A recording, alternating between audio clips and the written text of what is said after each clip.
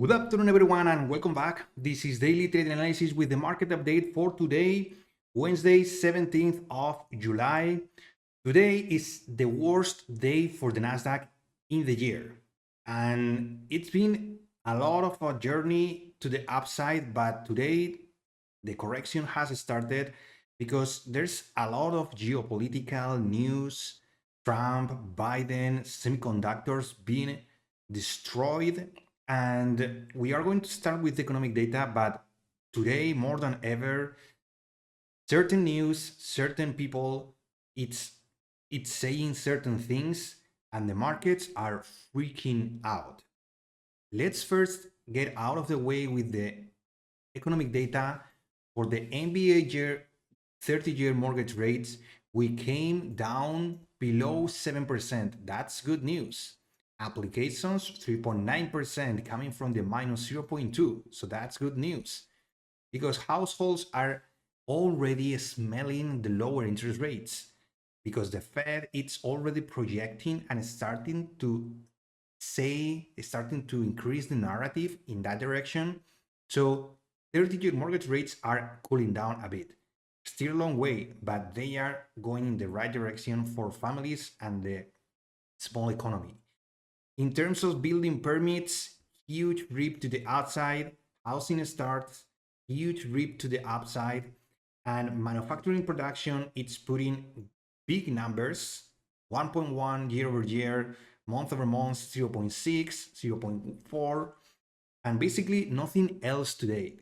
Because even though we've been trying to follow earnings, Bank of America yesterday and Morgan Stanley, huge moves to the upside. Today was the turn to ASML and Johnson & Johnson, and Johnson & Johnson beat estimates on top and bottom lines, and ASML bookings surge as AI chip demand is boosting. So semiconductors were heading to the upside due to these earnings. But this news came out, global chips stocks from Nvidia to ASML, even though ASML released big and good earnings. Trump comments regarding basically he said that Taiwan should pay the US for defense in an interview with Bloomberg published yesterday. And apart from that, also Biden is considering using a wide CP rule to clamp down on companies exporting their critical chip making to China. So basically, stocks fell from all-time highs as the prospect of tougher US restrictions on global chip sales to China fueled basically this sell-off. The VanEck Semiconductor Exchange ETF fell 4%. AMD, Nvidia, Broadcom, ASML, we are going to see that in the charts, got destroyed. Basically, not only Trump with Taiwan comments, also the Biden administration has told allies that it is considering imposing the most severe trade restrictions possible if companies like Tokyo Electron or ASML continue to provide China with advanced semiconductor technologies. So this is a huge hit for the big tech companies and more for the semiconductors. Basically, this is the 1 hour chart for the Nasdaq. This is what I was telling you yesterday. We were doing lower highs into this trend, and this zone down here was pretty critical. I'm going to link right now in the upper right corner yesterday's videos for you to check out how I prepare for this. And basically, this is the 1 hour chart. We've been selling off since the open in the overnight. There's only one candle and two candles right now. A third here. Only three candles in today's range are green in the 1 hour chart. That's huge. Since settlement, we are down 586 points, almost 3% on the day. And basically, as I told you earlier, Johnson & Johnson could move to the upside, but ASML it's down 11%. AMD it's down -9%. AVGO is down 7%. Nvidia is down 6.50%. And Meta, it's also down 5.40 because Trump also commented that he likes TikTok, he likes competition. And this is hitting hugely on Instagram and Facebook. So Meta down the road, and as you can see, we are starting to see some kind of buyers. Let me just analyze, because I didn't trade today. My setup didn't happen today. I got my levels. The first one I was watching is, as I told you yesterday, this NFP candle from July 5th. This range was the NFP candle. I got the 50% on that range and also a bullish fair value gap on the 30-minute. As soon as the overnight started crossing lower, I was just pretty damn annoyed because the probabilities for good longs were evaporating. On the 1-minute chart, you can see that we basically started going lower, started building momentum in the 45 EMA quite early. Right at the London Open right here, we started trending down and down and down and down and down and down and more down. And the Open was just down here. The Open was from settlement was already 1.61%. And I'm sure a lot of you, a lot of longs, were trying to buy this market for a reversal. But you have to take the risk management into consideration, because things like this, when we have catalysts like Trump, Biden, geopolitical bans into exports for China and semiconductors, this is huge. And only things like this size are able to turn around a market so strong like the US technology companies. My first long was this. It was basically a setup on, let me just show you, a setup on this. This was the candle on the PPI. And we basically got the low, we swiped the low, and we started to see some kind of buyers. That was I was just trying to get a scalp of this fair value gap, entry, stop down there, and I was targeting this pivot. That's 50 points, $1,000. And as soon as we started building, and we were so close like this, and this line was not hit at 20,371, I put my stop at break even and I just got stopped out flat. Nothing.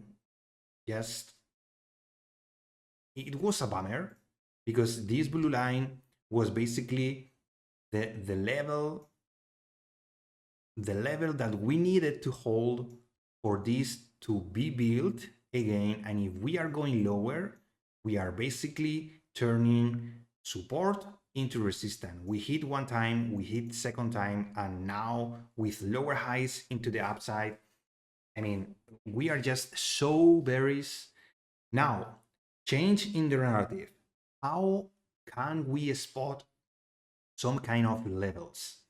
As you can see in the right hand side, I always have the volume profile. In this case, let's go to the daily chart. In the NQ continuous chart, I have two volume profiles, one from here and another one from here. And both of them have the point of control at this level. That level, it's basically, let me just go to the 1 hour. Okay, this is the point of control. Down here, I have it here, range point of control. Here, the yellow line. Look at where are we. We went from this big volume node down the resistance, the support that is now resistance at 20,371. And we went through all these buyers until the point of control in which there's a lot of volume there, because in this consolidation, we just built a lot of buyers.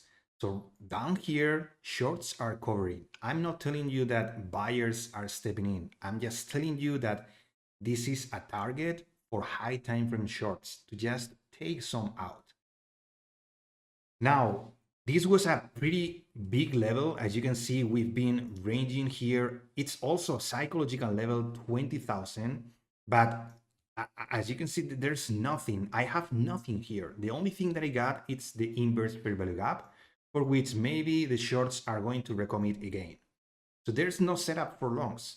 That's why I only took this on the swipe of the sell side liquidity, and then I just got stopped out, and we continue lower through all these buyers. Today it's just been, look at the 5-minute, look at the VWAP, look at the 45 EMA, the blue line.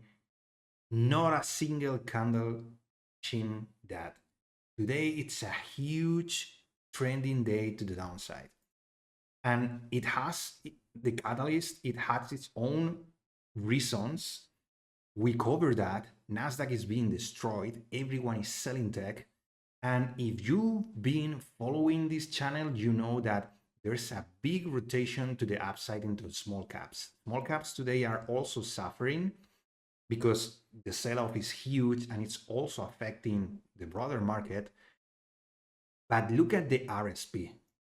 Yesterday and since last week, I've been telling you these moves are telling you a story in which not only we are building momentum, we are building trend, and we are attracting long-term investors.